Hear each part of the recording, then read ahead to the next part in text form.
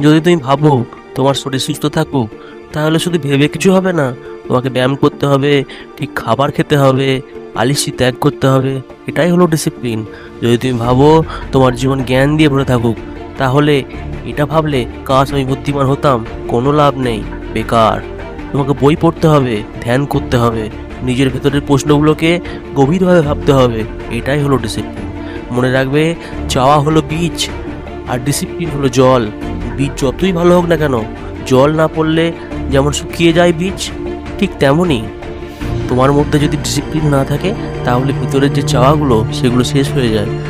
আজ পৃথিবীতে লাখ লাখ লোক স্বপ্ন দেখে, কিন্তু সফল হয় তারাই যারা সেটার জন্যে কনসিস্টেন্টভাবে কাজ করে, ডিসিপ্লিন হয়ে কাজ করে।